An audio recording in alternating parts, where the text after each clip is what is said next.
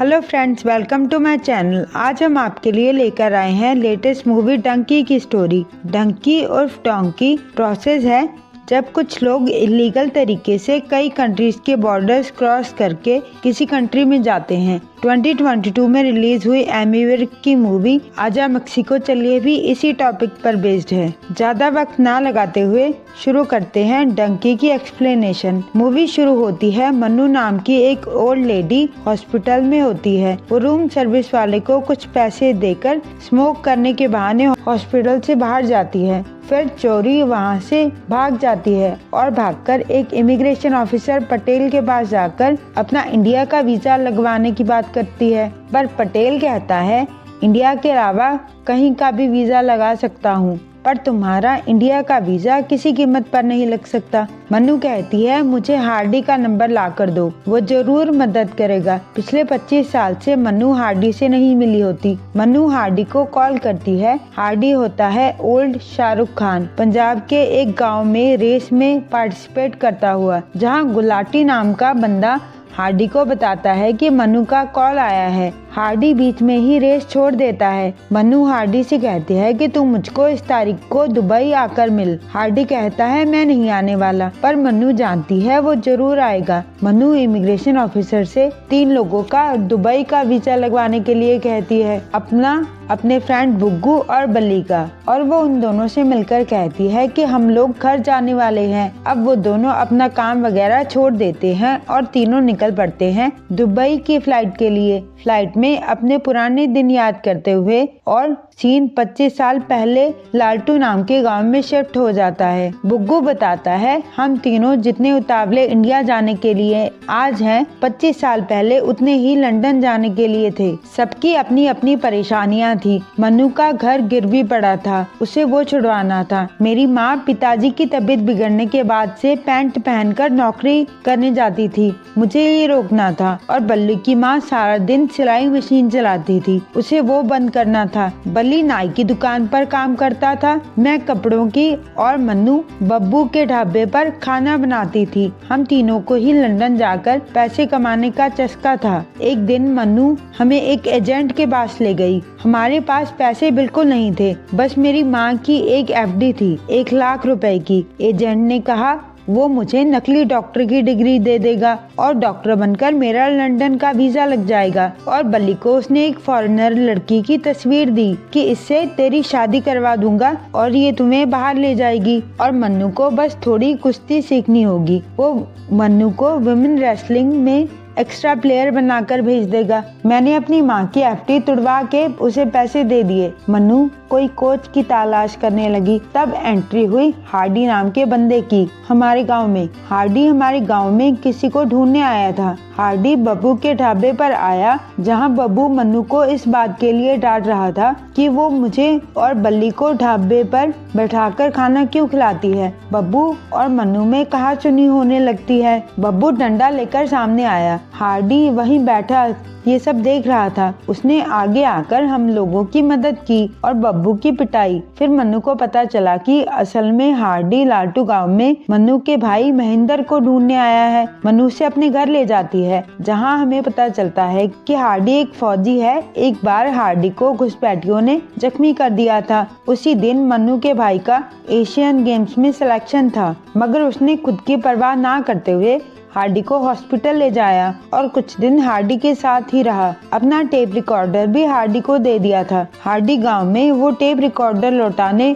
और उनका शुक्रिया कहने आया था, पर वहां हार्डी को पता लगता है कि पठानकोट से वापस आते वक्त मन्नू के भाई का एक्सीडेंट हो गया और उसकी डेथ हो गई। मन्नू के भाई ने अपनी कोठी गिरवी रखी थी बिल्ला बेदी को और कुछ पैसे लिए थे, इसलिए मन्नू के भाई की डेथ के बाद बिल्ला ने मन्नू और उसके परिवार को कोठी से निकाल दिया और अब वो लोग आउट हाउस में रह रहे हैं। जब ढाबे पर हार्डी ने बब्बू की पिटाई की थी, तब मन्नू ने हार्डी से कहा था कि मुझे भी रेसलिंग के 2-4 पेज सिखा दो, मेरे कोच बन जाओ। पर इस पर हार्डी ने कहा था कि मेरी तो आज रात की ट्रेन है। पर अब जब हार्डी को मन्नू के भाई और उनके घर की पोजीशन के बारे में पता चलता है, तो वो वापस जाना कैंसिल कर देता है और डिसाइड करता है कि वो मन्नू को रेसलिंग सिखाएगा। अब हार्डी मन्नू को रेसलिंग के कुछ दाव पेच सिखाता है। मन्नू ने थोड़ी बहुत रेसलिंग सीख ली। बल्ली दूल्हा बनकर गया उस फॉरेनर लड़की से शादी करने और बुग्गू किडनी स्पेशलिस्ट बनकर वीजा लगवाने गया। पर बुग्गू को तो ये तक नहीं पता था कि किडनी होती कहाँ है। उधर बल्ली देखता है कि जो तस्वीर एजेंट ने उसको दी थी वही तस्वीर और भी बहुत सारे लड़कों को दी और वो सभी बल्ली की तरह उस लड़की से शादी करने आए थे। मतलब एजेंट ने उन्हें बेवकूफ बनाया। जब वो लोग एजेंट के ऑफिस में जाकर देखते हैं वहाँ कोई नहीं होता। एजेंट सबके पैसे लेकर भाग गया था। बुग्गू कहता है मैंने अपनी माँ की एफडी तोड़वाई थी, अब वो मुझे घर में नहीं घुसने देगी। बुग्गू सुसाइड करने लगता है। हार्डी उसे रोकता है और बुग्गू के घर जाकर उसके मॉम और डैड को बहलाता है। बुग्गू की माँ उसे माफ तो कर देती है पर कहती है कि अपनी दादी की कसम खाओ कि आज के बाद लंदन जाने के बारे में सोचोगे भी नहीं। बुग्गू दादी की कसम खा लेता है पर अगले ही दिन उसकी दादी मर जाती है। जब दादी की अंतिम क्रिया के लिए ले जा रहे होते हैं बुग्गू को एक और ऑफिस दिखता है। वो दोबारा लंदन जाने के बारे में पागल हो जाता है। दादी को छोड़कर वहाँ से भाग जाता है। बिल्ला, मन्नू और हार्डी भी उसके पीछे जाते हैं। तब हार्डी उन तीनों को बताता है कि तुम लोग आइल्स का टेस्ट देकर स्टूडेंट वीजा लेकर लंदन जा सकते हो, पर पहले तुम्हें इंग्लिश सीखनी होगी। और वो लोग सब एक आइल्स सेंटर में जाते हैं जिसे गीतू गुलाटी नाम का बंदा चलाता है।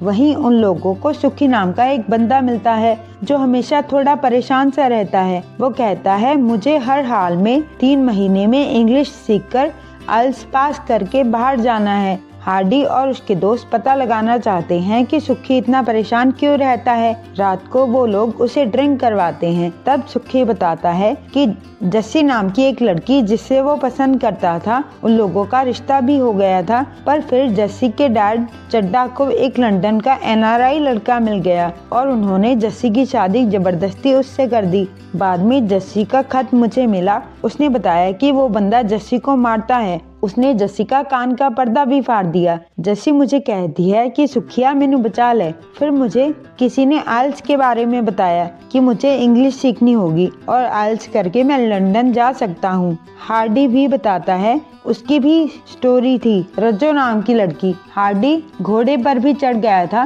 पर रज्जो किसी NRI के साथ भाग गई। हार्डी कहता है लोग मुझे नमूना कहने लगे, नमूना बन गया मैं। अब अगले दिन गीतू गुलाटी सर कुछ पूछते हैं जिसका जवाब हार्डी कुछ अलग तरीके से देता है। गीतू सर उस पर हंसते हैं और कहते हैं तुम तो बिल्कुल नमूने हो। हार्डी ये सुनकर सीरियस और सैड सा हो जाता है। तभी मनु हार्डी के लिए खड़े होकर कहती है नमूना नहीं है वो, और गीतू सर को 2-4 बातें सुनाकर हार्डी का हाथ पकड़कर उसे बाहर ले जाती है। तब हार्डी को उससे प्यार हो जाता है। अब पूरी क्लास मिलकर इंग्लिश मूवी देखती है जहाँ एक सीन में एक लड़का बिग बैन के सामने नी डाउन करके एक लड़की को प्रपोज करता है। मनु ये सीन देखकर इमोशनल हो जाती है कि इतनी रिस्पेक्ट और प्यार से अगर कोई पूछेगा तो कोई भी लड़की मना नहीं कर पाएगी। क्लास में गीतू सर बताते हैं कि आइल्स में रीडिंग, राइटिंग, लिसनिंग और स्पीकिंग का टेस्ट होता है। स्पीकिंग सबसे हार्ड है जहाँ 2 मिनट तक आपको एक ही टॉपिक पर बोलना होगा।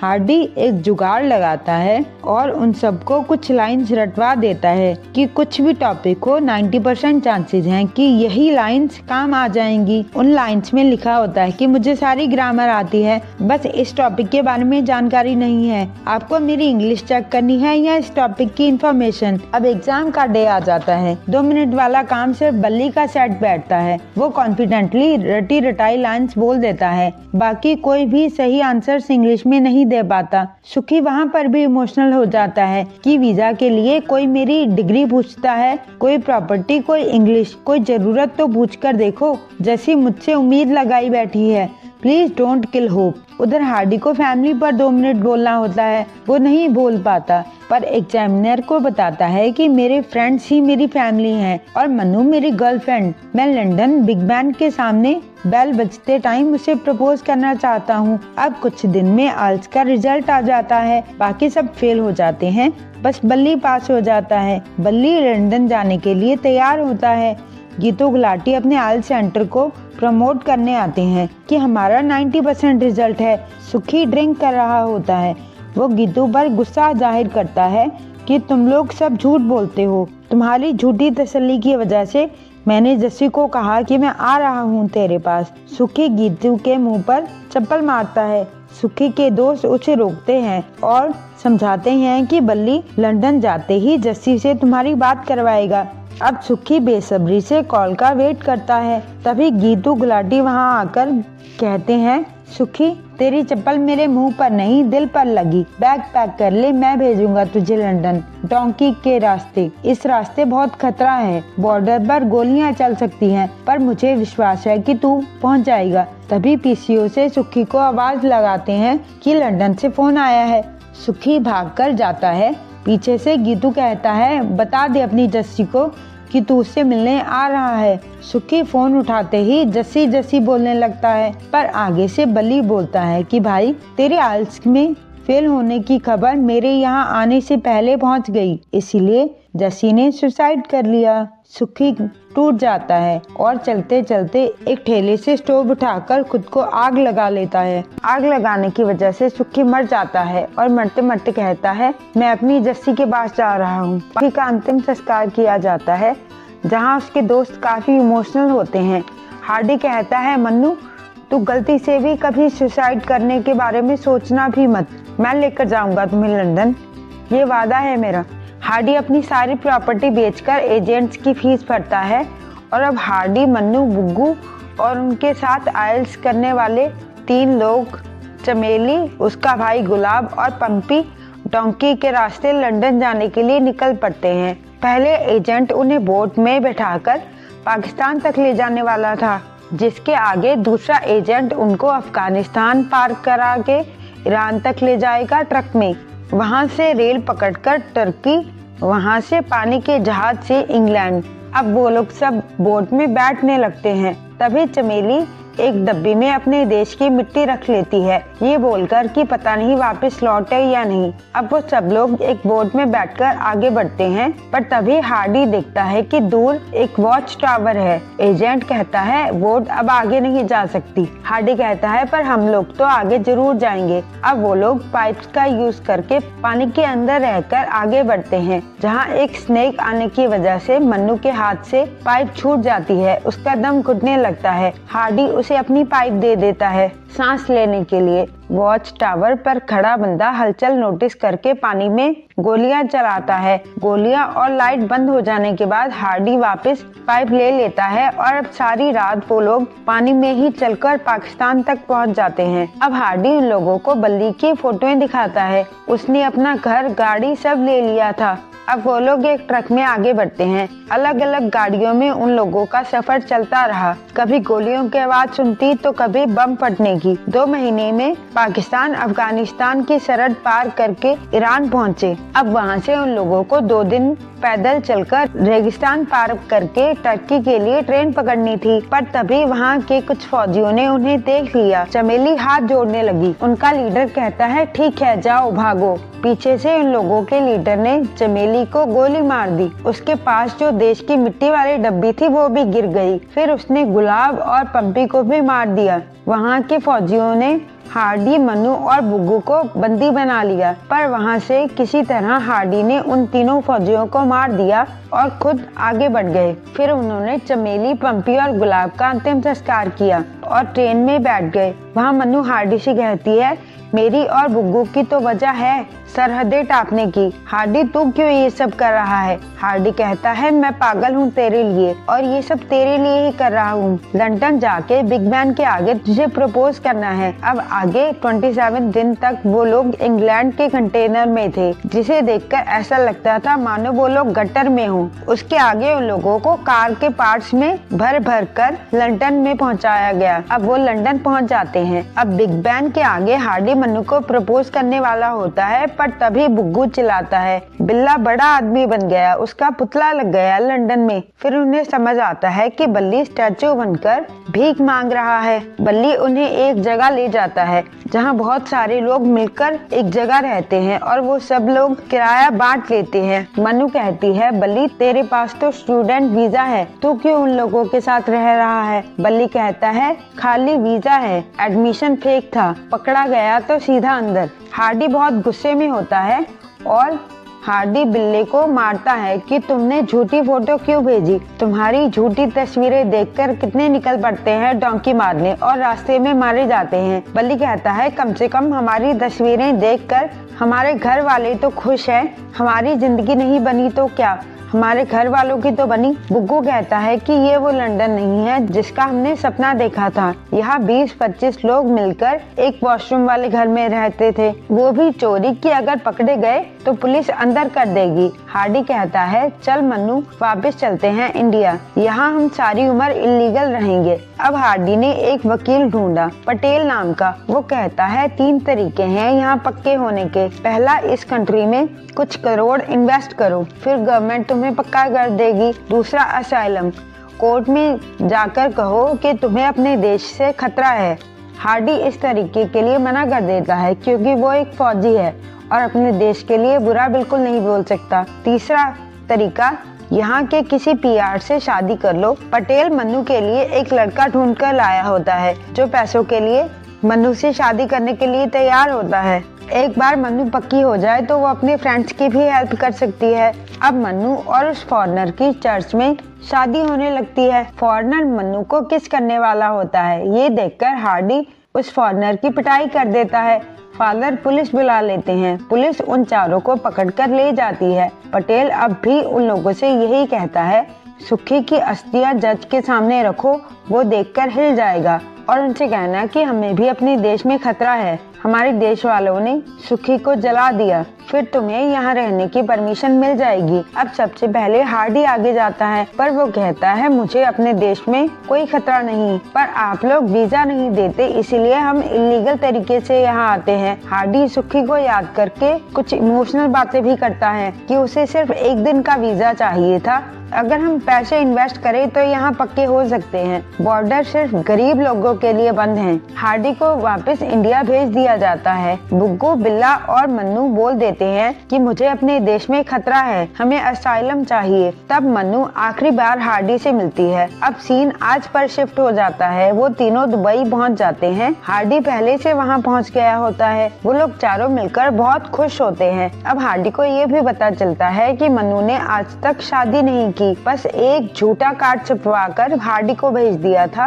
ताकि उसे लगे मन्नू की शादी हो गई है और वो भी मूव ऑन करके शादी कर ले। अब मन्नू ये भी बताती है कि उसे ब्रेन ट्यूमर है, उसके पास सिर्फ 1 महीना है। हार्डी इमोशनल हो जाता है। मन्नू कहती है मुझे अपने देश में बनना है। हार्डी कहता है फिक्र मत कर, मैं तुझे प्लेन में बिठा कर ले जाऊंगा, डंकी नहीं लगवाऊंगा इस उम्र में। अब हार्डी गीतू से बात करके एक डंकी एजेंट का नंबर लेता है और उससे कॉन्टेक्ट करता है।